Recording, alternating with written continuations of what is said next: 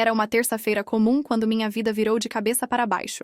Eu estava na cozinha preparando o jantar quando ouvi meu marido sussurrando ao telefone na sala. Não era a primeira vez que isso acontecia, mas algo naquele tom de voz me fez parar o que estava fazendo.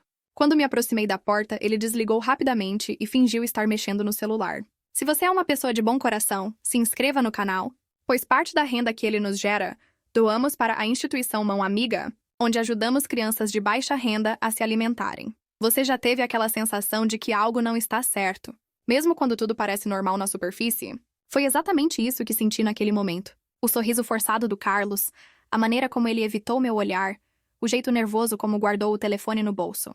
Eram detalhes pequenos, quase imperceptíveis, mas que começaram a despertar algo em mim que eu preferia ignorar. Durante os 3 anos do nosso casamento, Carlos sempre foi um homem transparente. Deixava o celular em qualquer lugar, contava sobre o trabalho, os colegas, os problemas do dia a dia. Mas nas últimas semanas, alguma coisa havia mudado. As ligações misteriosas se tornaram frequentes, sempre seguidas de desculpas vagas sobre trabalho extra ou reuniões de última hora. Na noite seguinte, aconteceu algo que fez meu coração acelerar. Estávamos assistindo televisão quando o telefone dele tocou. O nome na tela me chamou a atenção. Roberto Silva. Nunca tinha ouvido Carlos falar desse nome, mas a maneira como ele atendeu, levantando rapidamente e saindo da sala, me deixou intrigada. Através da parede consegui ouvir fragmentos da conversa. Sim, senhor. Ela não sabe de nada. Amanhã à noite. Quando voltou, perguntei quem era Roberto Silva. A resposta foi simples demais. Meu novo chefe. Comenta aí se você já desconfiou de algo assim na sua vida. Porque o que aconteceu nos dias seguintes foi além de qualquer suspeita que eu pudesse imaginar. Carlos começou a mencionar esse chefe com uma frequência estranha. Roberto para cá, Roberto para lá. Segundo meu marido, esse homem era incrível, um visionário, alguém que realmente se importava com os funcionários. Mas havia algo no tom da voz dele, uma mistura de admiração e nervosismo que não conseguia decifrar.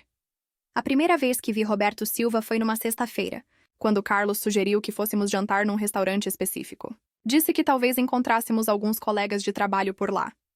Não era o tipo de lugar que frequentávamos. Muito caro para nosso orçamento, mas Carlos insistiu que seria uma noite especial. Chegamos ao restaurante e, 15 minutos depois, um homem de uns 45 anos se aproximou da nossa mesa. Alto, bem vestido, sorriso confiante. Roberto Silva em pessoa. A maneira como cumprimentou Carlos foi normal, profissional. Mas quando se virou para mim, algo mudou. O aperto de mão durou alguns segundos a mais. O olhar percorreu meu rosto de um jeito que me deixou desconfortável. Durante toda a conversa, Roberto fez questão de me incluir em cada assunto. Perguntou sobre meu trabalho, meus hobbies, minha família. Elogiou meu vestido, meu cabelo. Disse que Carlos era um homem de sorte. No começo, pensei que fosse apenas educação, mas conforme a noite avançava, percebi que a atenção dele estava focada mais em mim do que nas conversas sobre trabalho. Carlos parecia tenso durante todo o jantar. Ria nos momentos errados. Concordava com tudo que Roberto dizia. Evitava me olhar diretamente quando seu chefe fazia comentários sobre minha aparência. Quando chegamos em casa, perguntei se ele havia notado como Roberto me olhava. A resposta foi defensiva. Ele é assim mesmo, simpático com todo mundo. Mas eu sabia que não era simpatia. Era algo diferente. Algo que fazia meu estômago se apertar sempre que lembrava daqueles olhares. E o pior era a sensação de que Carlos também tinha percebido, mas estava fingindo que não. As semanas seguintes trouxeram mudanças sutis, mas significativas. Carlos começou a trabalhar até mais tarde, sempre com desculpas relacionadas a projetos especiais que Roberto estava desenvolvendo. Chegava em casa com presentes pequenos, mas caros. Um perfume que eu havia comentado numa vitrine meses atrás. Brincos que combinavam perfeitamente com um vestido específico, chocolates importados que nunca comprávamos. Quando perguntava sobre os presentes, a resposta era sempre a mesma. Bônus especial do Roberto, que estava muito satisfeito com o trabalho da equipe, mas algo não batia. Os outros colegas de Carlos não mencionavam nenhum bônus especial, e quando encontrei a esposa de um deles no mercado, ela reclamou de como o marido estava trabalhando mais e ganhando a mesma coisa de sempre. Foi numa quinta-feira que recebi a primeira mensagem. Estava no trabalho quando meu celular vibrou. Número desconhecido, mas a mensagem era clara. Oi, Marina. É o Roberto, consegui seu número com o Carlos. Queria parabenizar pelo jantar de ontem à noite, você estava radiante. Espero que possamos nos encontrar mais vezes. Meu coração disparou. Jantar de ontem à noite? Carlos tinha dito que ficou até tarde no escritório trabalhando. Confrontei meu marido assim que chegou em casa. Ele ficou vermelho. Gaguejou algumas desculpas sobre ter esquecido de mencionar que Roberto tinha passado no escritório e oferecido pizza para a equipe. Disse que meu número foi compartilhado porque Roberto queria criar um grupo no WhatsApp com as esposas dos funcionários, para organizar eventos familiares. Queria acreditar. Deus, como queria acreditar naquela explicação. Mas as mensagens de Roberto continuaram chegando. Sempre educadas, sempre com alguma desculpa profissional, mas sempre com comentários sobre minha aparência, minha inteligência, como Carlos tinha sorte de ter uma esposa como eu. E foi quando as coisas começaram a ficar realmente estranhas. Roberto passou a mandar mensagens em horários inadequados. 8 da noite, 10 da noite, às vezes até no final de semana. Sempre com alguma desculpa sobre trabalho, mas sempre terminando com algum elogio pessoal que me deixava desconfortável. Carlos sabia das mensagens porque eu mostrava todas para ele. Mas sua reação era sempre a mesma. Roberto era assim mesmo, muito comunicativo. Gostava de manter bom relacionamento com as famílias dos funcionários. Mas você consegue imaginar como eu me sentia? Receber mensagem de um homem estranho dizendo que eu tinha olhos bonitos, que meu sorriso iluminava o ambiente, que Carlos não sabia a sorte que tinha, e meu próprio marido justificando tudo como se fosse normal. Comenta sim se você já sentiu isso, não se nunca aconteceu com você. A situação escalou quando Roberto fez uma proposta. Disse que estava precisando de alguém para ajudar com alguns projetos especiais, trabalho freelance que poderia ser feito em casa ou no escritório dele. O pagamento seria generoso, muito acima do que eu ganhava no meu trabalho atual. Quando Carlos me contou sobre a oportunidade, vi algo nos olhos dele que não conseguia decifrar. Parecia esperança misturada com medo. Nossa situação financeira não estava das melhores. Eu trabalhava meio período numa loja de roupas. Carlos tinha um salário fixo, mas não muito alto, e estávamos tentando juntar dinheiro para comprar nossa casa própria. A proposta de Roberto parecia uma bênção, mas algo no meu íntimo gritava que não era bem assim. Perguntei a Carlos que tipo de trabalho seria. Ele foi vago. Coisas administrativas. Organização de documentos. Talvez algumas reuniões com clientes. Quando insisti em mais detalhes, ele disse que Roberto preferia explicar pessoalmente, que havia marcado um encontro para discutirmos a proposta. Um encontro? Só eu e Roberto. Carlos não estaria presente porque seria durante o horário do trabalho dele. Naquela noite não consegui dormir. Ficava repassando na cabeça todas as mensagens estranhas, os olhares no restaurante, a insistência em me elogiar, a maneira como Carlos parecia desconfortável, mas ao mesmo tempo ansioso com essa oportunidade de trabalho. Será que eu estava sendo paranoica? Será que Roberto era realmente apenas um chefe generoso tentando ajudar a família de um funcionário? O encontro foi marcado para uma sexta-feira à tarde, num café próximo ao escritório dele. Cheguei alguns minutos adiantada, nervosa, sem saber exatamente o que esperar. Roberto chegou pontualmente, mais arrumado do que de costume, um sorriso confiante estampado no rosto. Cumprimentou-me com 2 beijos no rosto. Um gesto que me pareceu excessivamente íntimo para a situação. Sentamos numa mesa reservada, longe das outras pessoas. Roberto pediu café para os dois e começou a conversa falando sobre como eu estava linda, como aquela cor de blusa realçava meus olhos. Tentei direcionar a conversa para o trabalho, mas ele sempre voltava para comentários pessoais. Disse que tinha notado como eu era inteligente, articulada, que mulheres como eu eram raras no mercado de trabalho. Quando finalmente chegamos ao assunto do trabalho, as coisas ficaram ainda mais confusas. Roberto falou sobre eventos sociais que eu ajudaria a organizar, reuniões com clientes importantes onde minha presença seria fundamental, viagens ocasionais para outras cidades. O salário que mencionou era realmente tentador.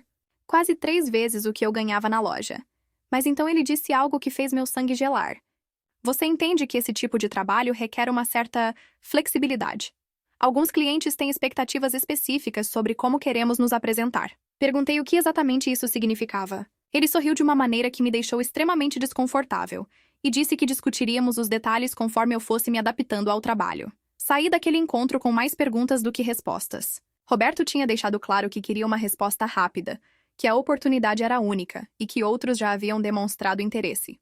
Mas não havia explicado direito que tipo de trabalho seria, quais seriam minhas responsabilidades específicas, por que o pagamento era tão alto para tarefas aparentemente simples. Carlos me ligou 3 vezes durante o caminho de volta para casa, perguntando como tinha sido o encontro, se Roberto tinha gostado de mim, se eu havia aceito a proposta. A ansiedade na voz dele era palpável, como se muito mais do que um trabalho extra dependesse da minha resposta. Chegando em casa, contei tudo para Carlos. Cada detalhe estranho, cada comentário inadequado, cada momento de desconforto que havia sentido. Esperava que ele ficasse indignado, que dissesse que Roberto havia passado dos limites, que não deveríamos aceitar aquela proposta. Mas a reação foi completamente diferente do que eu esperava. Carlos disse que eu estava exagerando, que Roberto era um homem de negócios e que esse tipo de relacionamento próximo era normal no meio corporativo. Insistiu que a oportunidade era boa demais para desperdiçarmos, que precisávamos do dinheiro, que eu deveria dar uma chance antes de julgar. Mas havia algo nos olhos dele, uma espécie de desespero disfarçado de otimismo, que me fez suspeitar que havia muito mais por trás dessa história. Se essa situação está te deixando tensa, deixa um like para mostrar que você está acompanhando. Porque o que aconteceu depois foi além de qualquer coisa que eu poderia imaginar. Naquela noite, Carlos ficou particularmente carinhoso. Fez jantar, comprou vinho, falou sobre nossos sonhos e planos futuros. Mas no meio da conversa romântica, sempre voltava ao assunto do trabalho com Roberto. Dizia que seria uma oportunidade de crescimento para mim, que eu merecia coisa melhor do que ficar numa loja de roupas, que juntos poderíamos construir algo grande. Foi durante essa conversa que percebi algo que me deixou ainda mais confusa.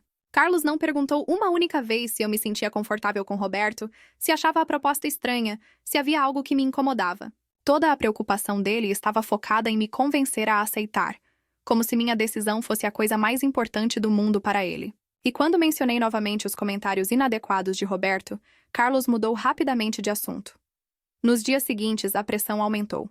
Roberto começou a mandar mensagens mais diretas, perguntando sobre minha decisão, dizendo que precisava de uma resposta até o final da semana. E Carlos ficava cada vez mais ansioso, perguntando várias vezes por dia se eu já havia decidido, se precisava de mais alguma informação, se queria conversar novamente com Roberto.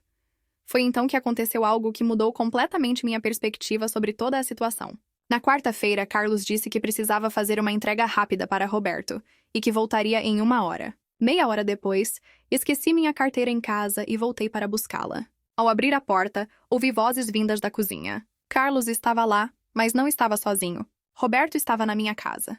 Fiquei parada na entrada, ouvindo a conversa sem ser vista. Roberto estava dizendo algo sobre como eu era ainda mais bonita do que ele imaginava, como seria perfeita para os clientes que ele tinha em mente. Carlos respondia de forma estranha, concordando com tudo, falando sobre como eu era carinhosa, dedicada, que faria qualquer coisa pela família. Meu coração começou a bater tão forte que achei que eles iriam ouvir. Será que eu estava entendendo errado? Será que eles realmente estavam falando de mim como se eu fosse uma mercadoria? Roberto mencionou números, valores, porcentagens de lucro. Carlos falava sobre nossas dívidas, sobre como precisávamos do dinheiro, sobre como eu não desconfiava de nada. Saí de casa em silêncio e fiquei andando pelas ruas do bairro, tentando processar o que havia acabado de ouvir. Quando voltei, 1 hora depois, Roberto já tinha ido embora. Carlos agiu como se nada tivesse acontecido.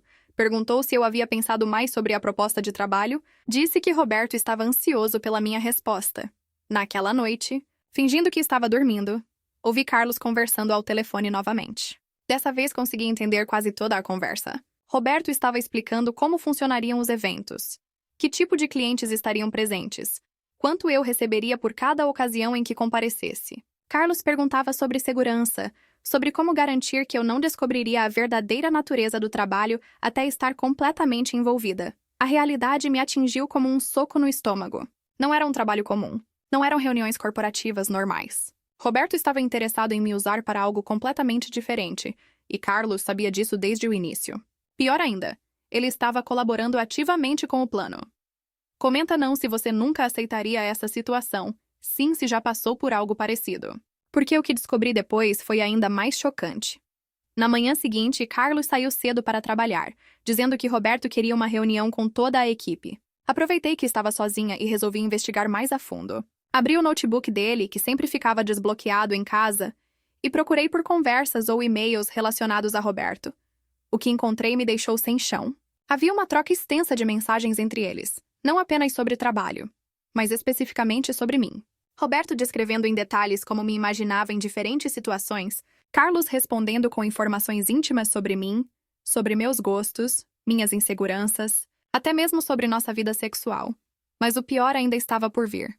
Havia um documento intitulado Plano de Convencimento, onde eles detalhavam estratégias para me fazer aceitar propostas cada vez mais comprometedoras. Começariam com eventos sociais normais, depois jantares com clientes especiais, depois situações mais íntimas.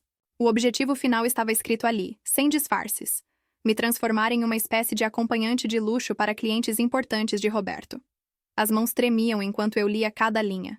Carlos havia fornecido informações sobre meus horários, minhas amigas, minha família, até mesmo sobre meus medos e traumas. Roberto usaria tudo isso para me manipular, para me fazer sentir segura antes de me colocar em situações das quais seria difícil escapar.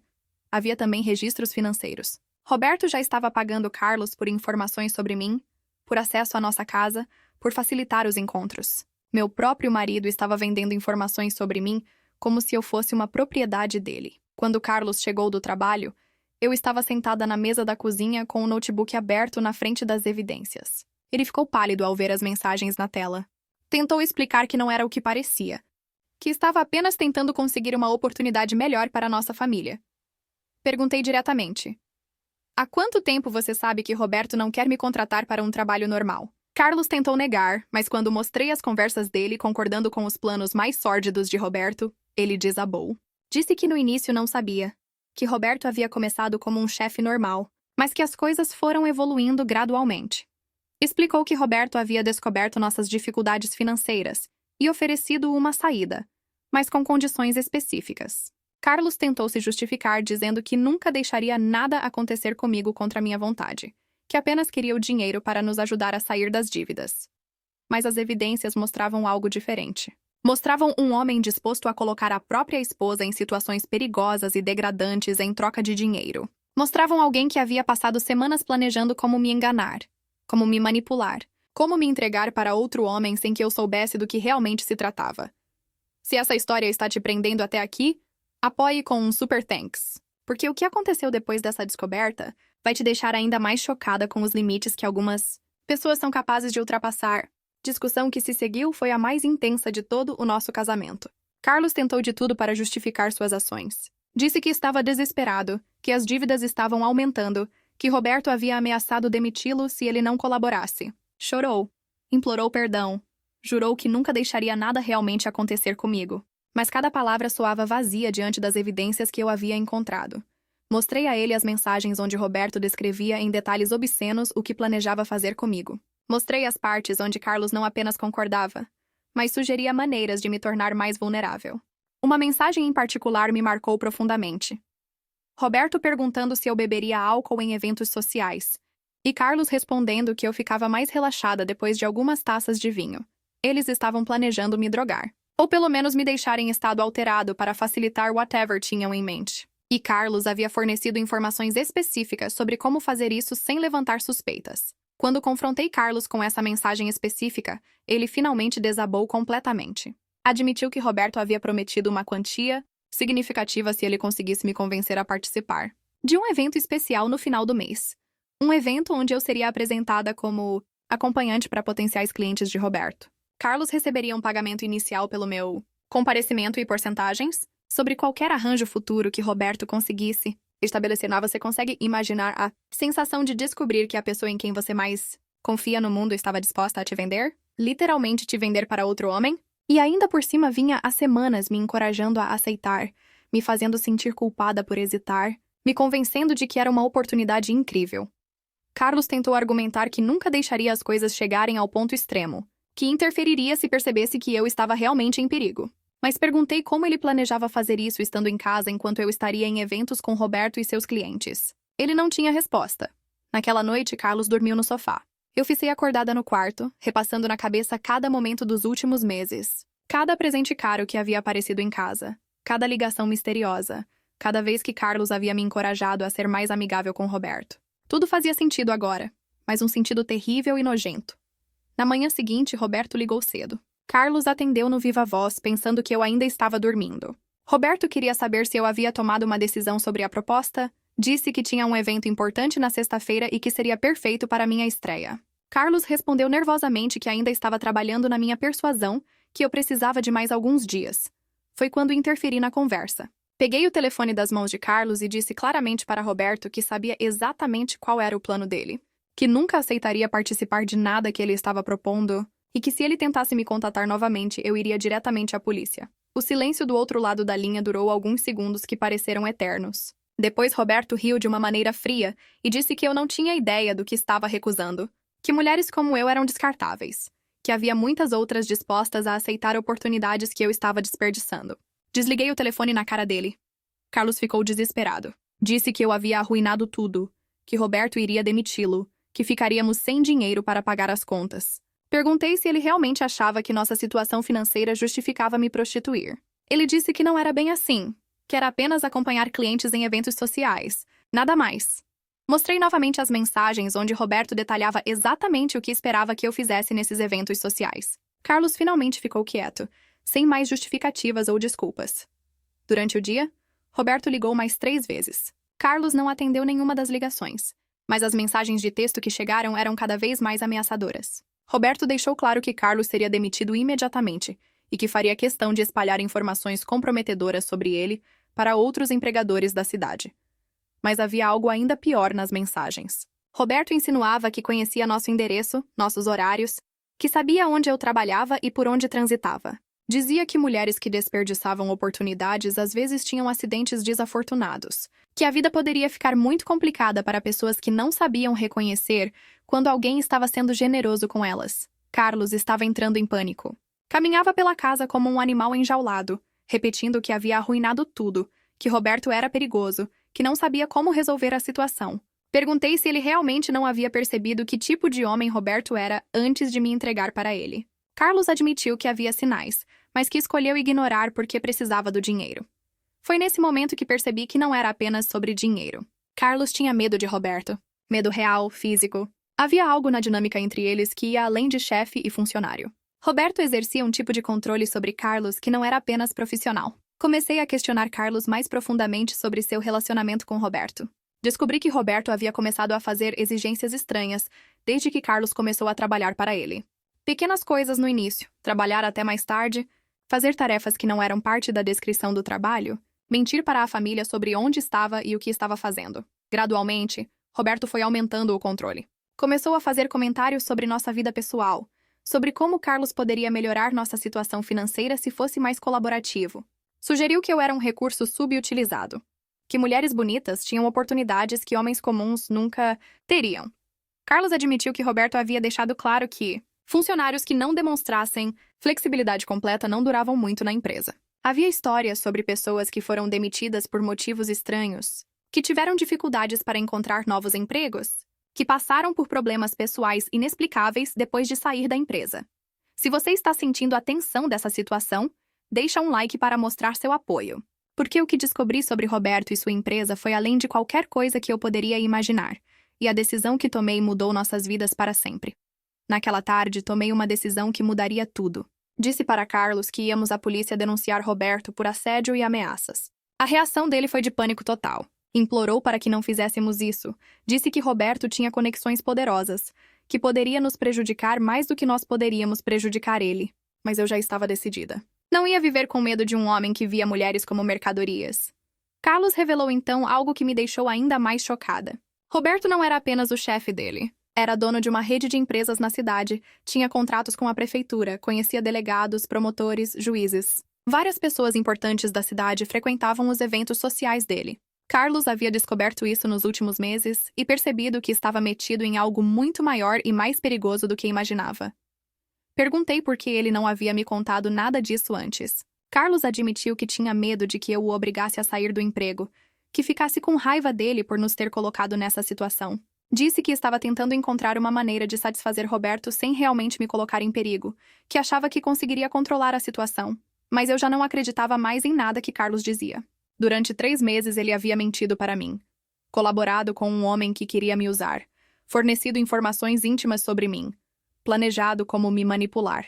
E agora estava tentando me convencer de que tudo isso era por amor, por proteção, por nosso futuro. Naquela noite, Roberto apareceu na nossa casa. Carlos ficou branco quando ouvimos a campainha e vimos quem era pela janela. Disse para não atendermos que fingiríamos que não estávamos em casa. Mas Roberto não foi embora. Ficou do lado de fora, tocando a campainha insistentemente, batendo na porta, gritando que precisava conversar conosco.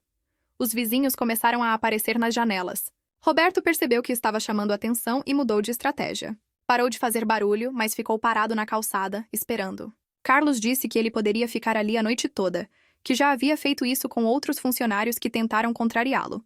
Foi quando percebi que não podíamos mais fugir da situação.